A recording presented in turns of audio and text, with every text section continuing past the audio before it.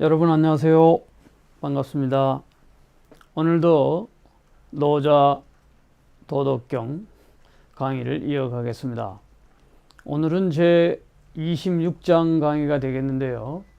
그동안에 이제 25장을 쭉 우리가 강의를 하면서 원전을 중심으로 해서 그 원전의 고대의 중국 사상가들 왕필이라든가 하상공의 그 해석들을 주로 참고하면서 같이 그들의 그 원전을 읽어 나갔습니다. 칠판에서 제가 주로 이제 쓰면서 얘기를 했는데 시간이 많이 소비되기도 하고, 그래서 오늘부터는 26장부터는 제가 PPT 형식으로 좀 간략간략하게 준비를 해 보았습니다. 그러나 원문은 모두가 다 들어가도록 충실히 제가 다루었습니다. 그래서 한번 같이 이제 보면서 하는 식으로 하겠는데요. 오늘 노자 26장은 무거움이라는 덕, 중덕. 이제 여기 제가 파워포인트를 준비했는데 한번 보시면 중덕이라는 이름을 이제 이 노자 26장에 붙였단 말입니다. 이거는 이제 하상공이라는 사람이 붙인 거예요. 하상공. 그래서 이제 이 중이라고 하는 거는 이제 무거울 중자잖아요. 무거움이라는 것의 덕, 이렇게 되는 거예요. 그러니까 덕을 중시한다, 뭐 이런 건 아니고 무거움이라는 것의 덕. 자, 그러면 무거움의 반대는 가벼움이잖아요.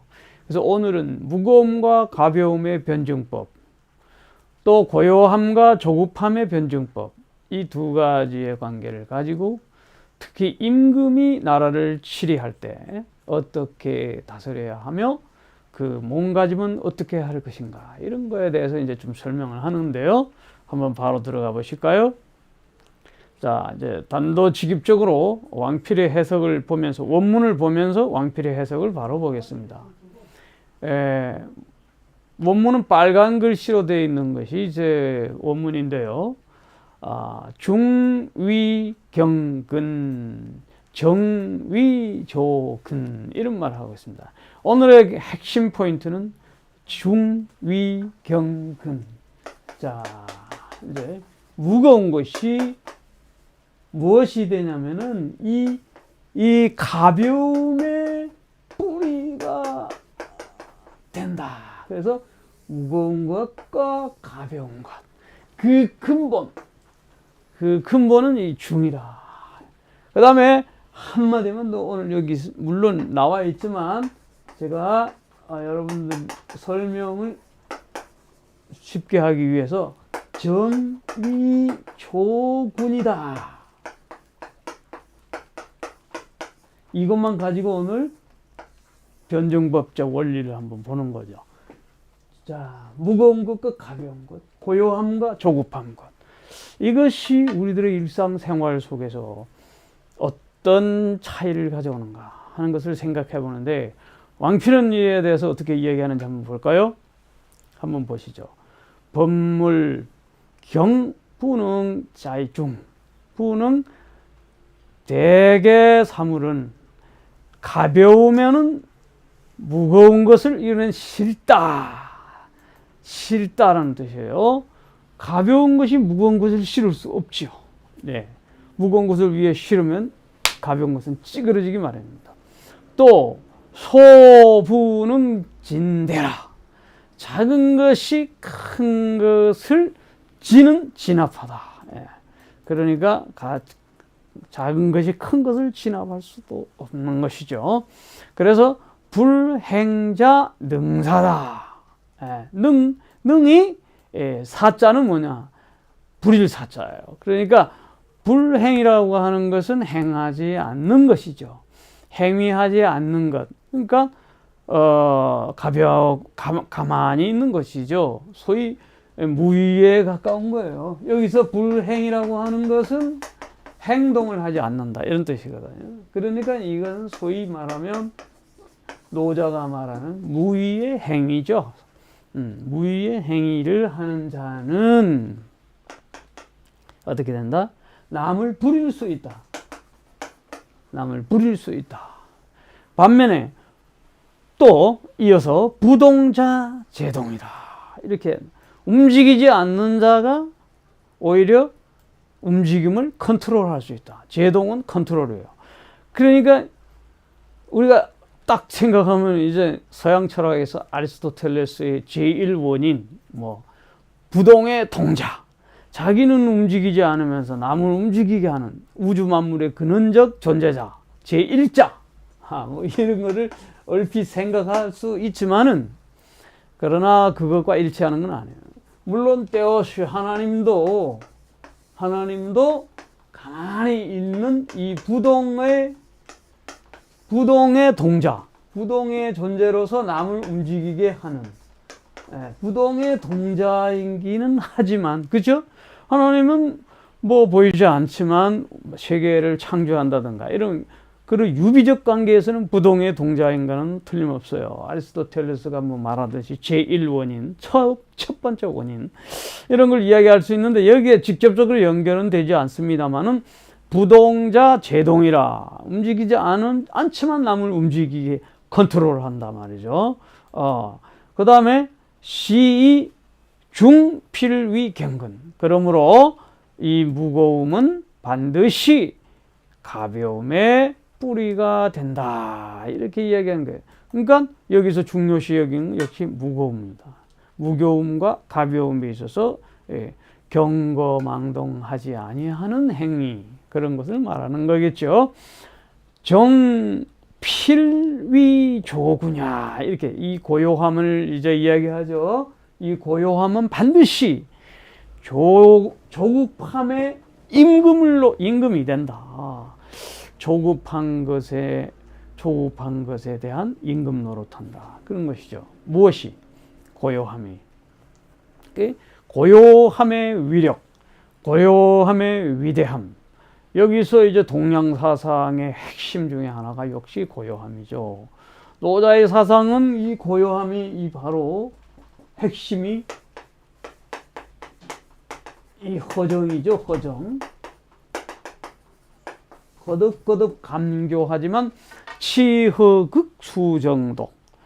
비움을 끝까지 몰고 가고 고요함을 돈독히 지켜라.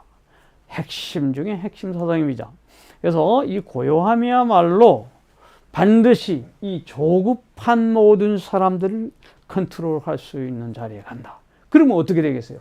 중과 고요함. 바로 중과 정. 이것은 상대적으로 경과 조의 우위에 있는 것이죠. 그렇게 되는 거예요. 우리는 당연히 이쪽을 선택해야 되는 결론이 나오죠. 그 다음에 이제 우리가 그 왕필주의 두 번째 해석을 보겠습니다. 시 성인 종일행. 이거 이제 본문이에요. 빨간 거는. 그러므로 성인은 종일 행함에 있어서, 행위함에 있어서, 혹은 나아감에 있어서 분리치중이다. 이렇게 떠나지 아니한다. 무엇을? 치중을 떠나지 아니한다. 여기서 이 치중이라고 하는 것은 이게 이제 수레에 짐을 실은 거예요. 그 치중을 합쳐서 큰 수레에 짐을 실은 상태. 그러니까 그 중에서도 고대의 춘추전국 시대 때는 식량, 군사들이 이동을 할 때 식량을 싣고 가는 큰 수레입니다. 그러니까 십리, 백리, 천리까지 나가서 정복을 할 때 그 식량이 얼마나 중요합니까? 군량미가. 그러니까 그 군량미에서 떠나지 아니한다. 성인은 종일 행함에 있어서, 이때 이 치중이라는 것은 반드시 어떤 군량미로만 해석할 것이 아니라 임금이 이제 멀리 행차할 때 큰 수레, 양식, 그런 것을 싣고 다니는 그런 것을 말하기도 하죠. 그러니까 그런 것을 떠나지 아니한다는 것은 그만큼 중요한 그 어떤 직무나 직책에서 떠나지 아니한다는 것과 같은 거예요.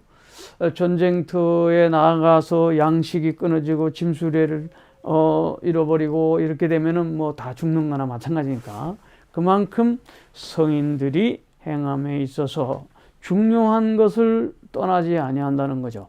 여기서 치중을 우리는 여러 가지로 해석할 수 있어요. 치중.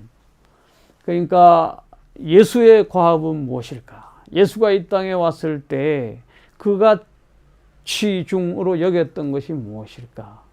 역시 하나님의 나라라는 것이고 그 건설을 위해서 소외된 자들, 그 낮은 자들 떠나지 아니하였고 그들과 더불어 같이 식사하고 그들과 밥상 공동체를 베풀고 병자들과 함께한 이 모든 소외된 자들이 예수에게서는 치중이었어요.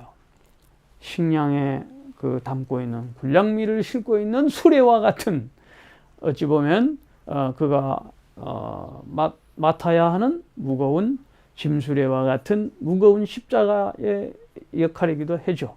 성인들은 종일 행함에 있어서 그 막중한 과업과 임무를 떠나지 아니한다 이런 얘기인데 왕필은 어떻게 해석했는가 볼까요?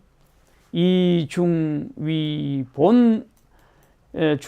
무거움을 근본으로 삼음으로써 떠나지 아니한다.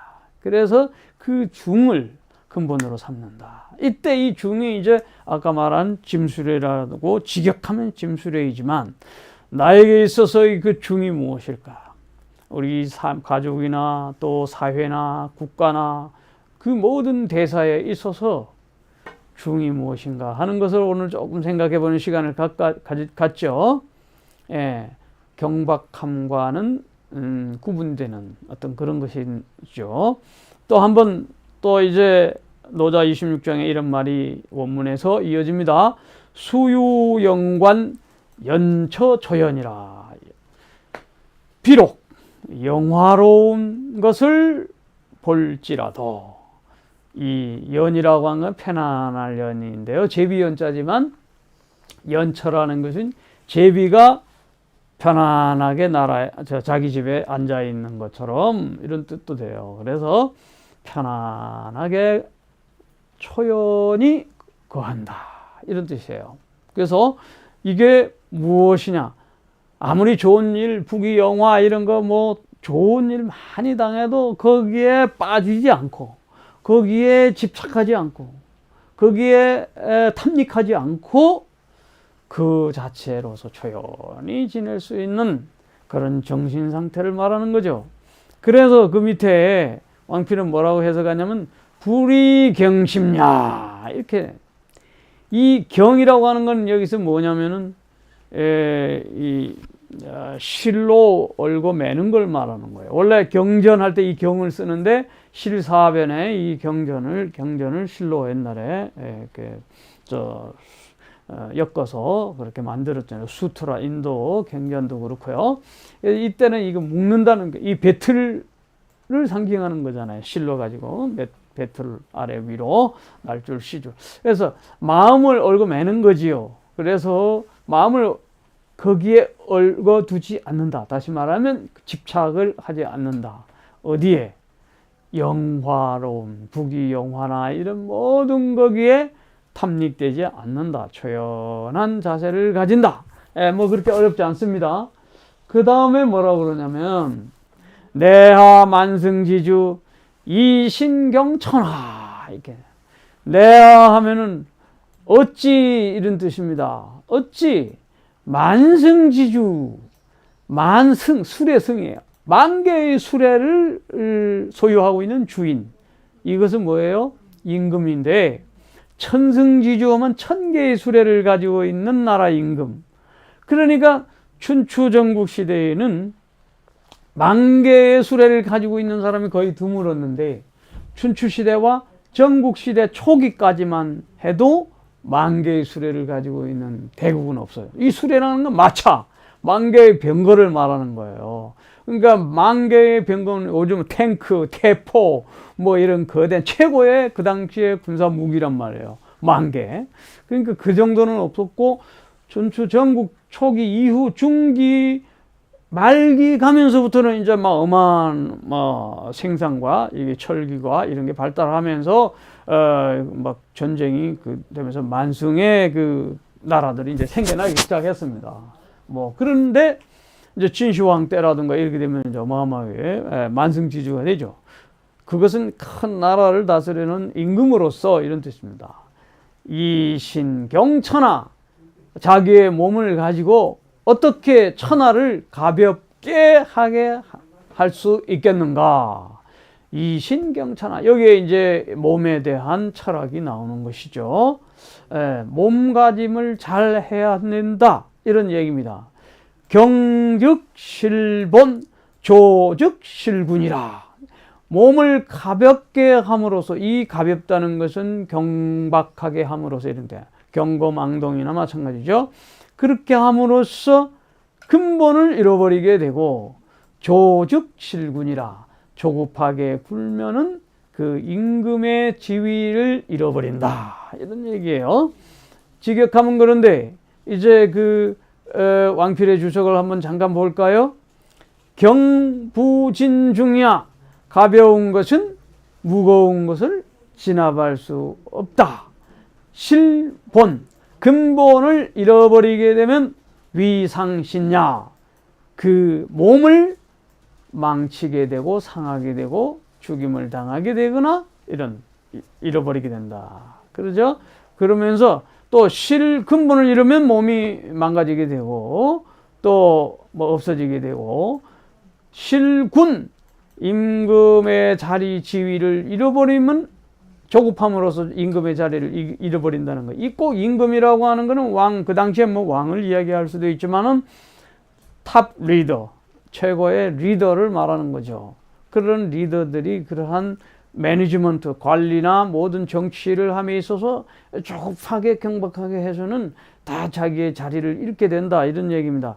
실군, 위실군이 위야.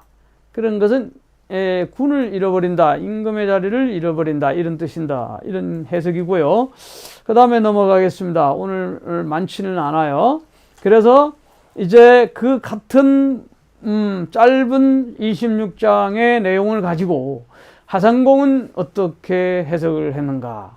하상공은 역시 맛이 다릅니다. 같은 내용이라도 상당히 다른 관점에서 해석하고 있는데 한번 볼까요?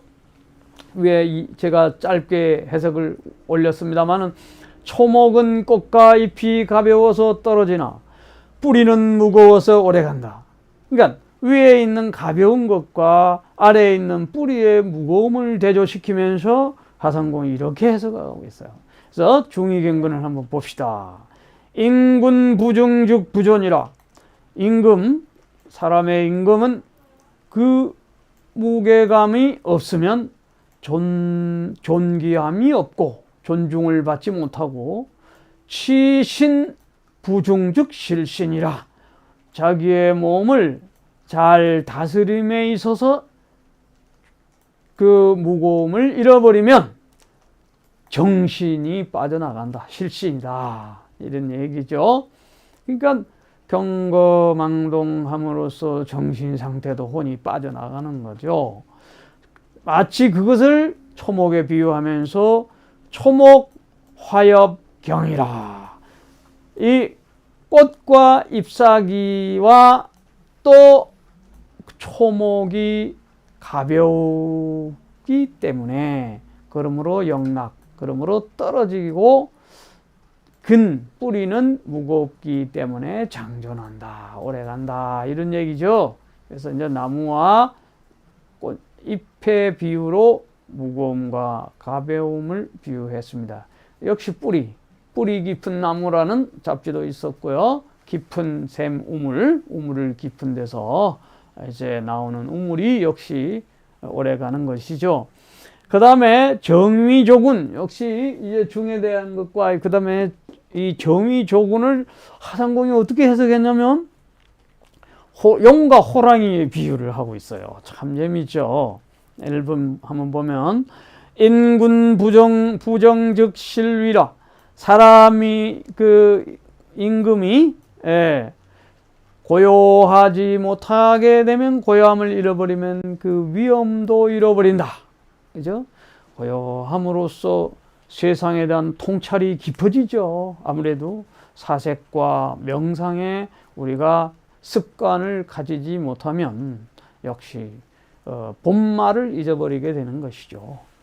그 다음에 치신부정 즉 신위라, 자기 몸을 다스림에 있어서 고요함을 잃어버리면 위험을 당하게 된다. 몸도 위태로워진다. 이번에는 이제 초목과 뿌리의 비유가 아니라 고요함과 그 조급함을 용과 호랑이의 비유를 하고 있습니다. 용정고능 변화, 용은 고요하게 잠룡물룡하다가 그 다음에 혈룡제전하다가 그 다음에 빼롱짜이텐 비룡제천 이렇게 되잖아요. 그래서 이게 자연하게 있다가 나중에 하늘로 미룡제천 하게 되는 변화도 이게 용이 그 고요하면서부터 비롯된다. 이게 상징적인 이야기지만 그래요. 그런데 호랑이를 보세요. 호후. 이 호랑이는 이게 호랑이가 이게 조급해진가 봐요. 그러므로 이 요절하는 거예요. 빨리 죽는 거예요. 호랑이는 그냥 굉장히 용에 비해서 그 잡아먹는 그 습성이 굉장히 강하죠. 빨리 가서 먹어야만 자기가 사니까 어쨌든 호랑이를 좀 조급하게 비유를 했습니다. 용에 대해서는 적어도 그래요. 우리의 삶도 그렇죠. 조급한 삶치고 징검다리 아는 다리도 두들기고 지나가라는 말이 있듯이 역시 우리의 그 심리적인 일면을 잘 얘기해 주고 있는 것 같습니다. 그 다음에 시성인 종일 행, 그걸 또 어떻게 해석했는가? 이게 여기서 분리치중이라고 했을 때 아까 이 치자를 이 하상공은 치정야, 이 짐수레에 짐을 실은 거를 고요함으로 비유를 했어요.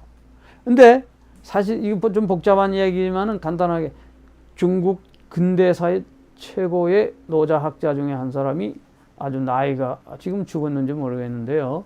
진고응이라고 하는 그 학자가 있습니다. 천가오잉인가? 진고잉이라는 학자가 있는데요. 그분의 노자 해석이 가장 그 권위 있는 해석으로 받아들여지고 있는데, 이때 이 칠은 이 정을 잘못 쓴 것이다. 경을 잘못 쓴 것이다. 이렇게 해석해요. 그냥 약자로 쓰겠습니다. 경을 잘못 쓴 것이다. 근데 이게 또 원래는 또 이 정이다. 정이 영어로 하면 찡, 중국말로 찡, 그거 비슷해요. 그런데 이거를 써야 되는 건데 이걸 썼다. 뭐 이렇게 해석하는데 좀 복잡하니까 단어에 대한 해석을 그거는 예외로 하더라도 이 하상공은 치는 정이다. 이렇게 자기 나름대로 해석을 합니다. 그러니까 고요합니다. 이렇게 풀고요. 성인 종일 행도, 성인이 종일 도를 행하면서 혹은 종일 길을 가지만 분리기 정중이다. 그 고요함과 무거움에서 떠나지 아니한다. 자, 이제 치중이 과연 그럼 오늘 무엇인가? 그걸 조금 더 명상하면서 이제 후반부를 보겠습니다. 수유연관 연처 초연이라는 이 본문에 아까도 했던데 하상공이 어떻게 해석했냐? 이 연관이라고 하는 것, 영화로운 것을 본다. 그렇지 않습니까? 무엇이 영화로운 것인가? 단도직입적으로 하상공은 영화로운 것을 궁궐에 비유를 했습니다. 영화, 북이 영화할 때 이 영화로운 건 궁궐에다가 비유했어요. 팰리스, 아주 화려한 임금이 거하는 궁궐. 그러면서 연처는 또 무엇이냐? 여기에 고요함에 편안하게 거한다는 것은 또 뭐냐? 후비소거 이랬어요. 후비 왕후의 그 부인이죠.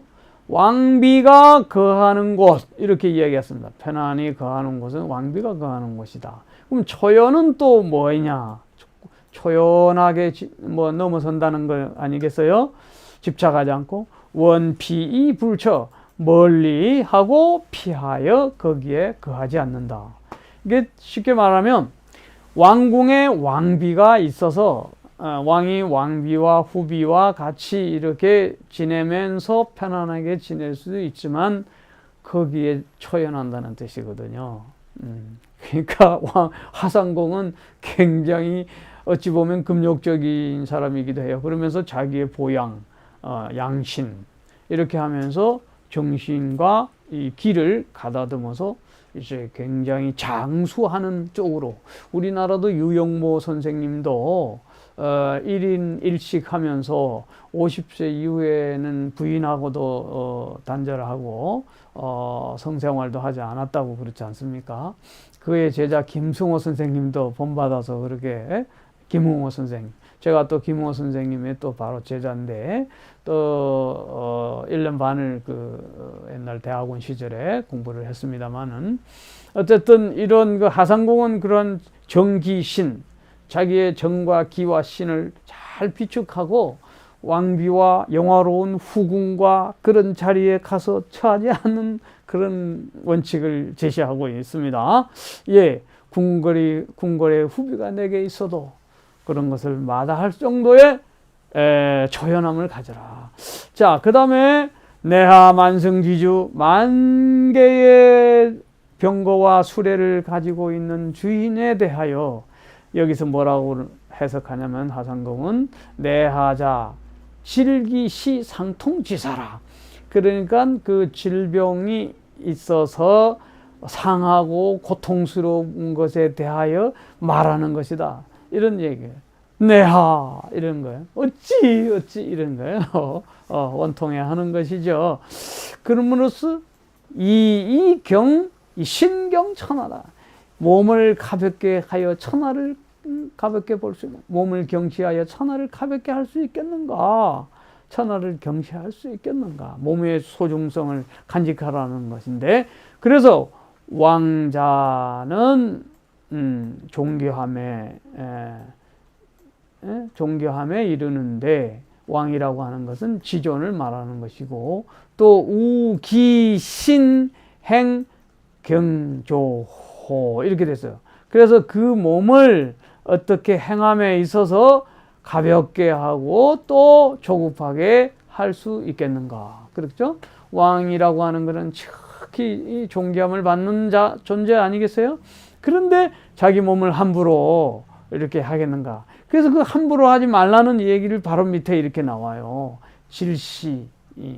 그러니까 그러한 그 왕이 아까 말한 그 고통스럽고 몸 상한 그러한 병들어 있는 상황을 말하는 건데, 그때 왕은 사치하고 또 방자하고 또 경솔하고 또 음탕하고 그렇게 된단 말입니다. 그렇게 됨으로써 실기정이라. 여기서 이제 정이 나와요. 정이.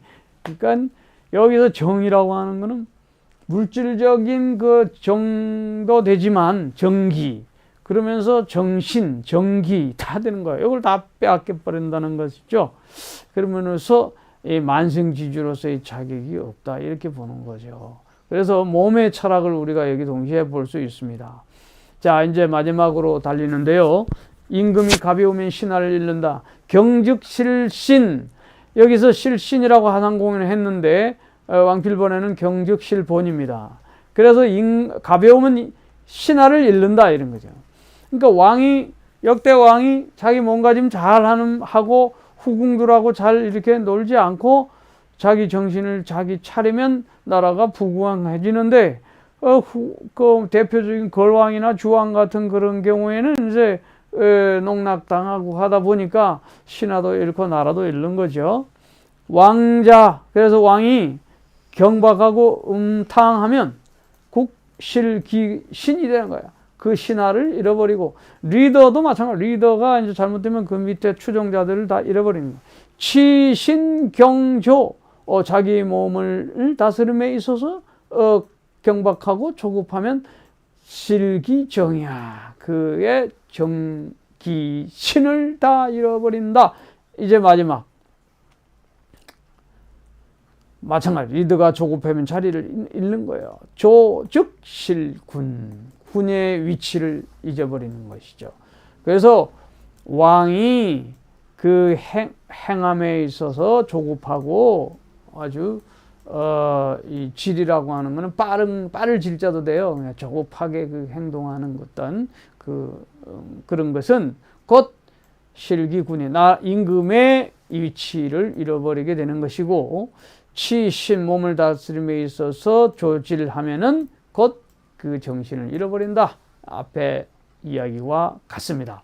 자, 여기서 우리가 이제 오늘 본문은 다 끝났는데 한번 생각해 볼 수 있는 것이 무엇일까요? 깊은 곳에 가서 예수는 이 치중을 기독교적으로 한번 해석해 보면 그런 것 같아요. 예수가 그런 말을 했죠. 베드로가 고기를 잡으려는데 밤새 가서 고기를 잡지 못했을 때 이제 깊은 곳에 가서 그물을 던져라. 그러니까 그물이 찢어지게 많아지고 153마리가 또 남았어요. 그리고 어떤 우리의 그 정신 세계를 경박한 데 두지 않고 깊은 곳에 정신을 두고, 따라서 뭔가 점도 그렇게 수신, 수양, 수기 함으로써 수신치국 이렇게 나가잖아요. 수신제가 치국 팽천하 할 때 그 수신에 대한 굉장히 강조를 오늘도 볼 수 있고요. 그래서 육아의 원리인 수기치인, 자기를 잘 관리하여 사람을 다스리는 일에 이 중요함, 오늘 그 몸의 철학을 오늘 이야기를 보게 되었습니다.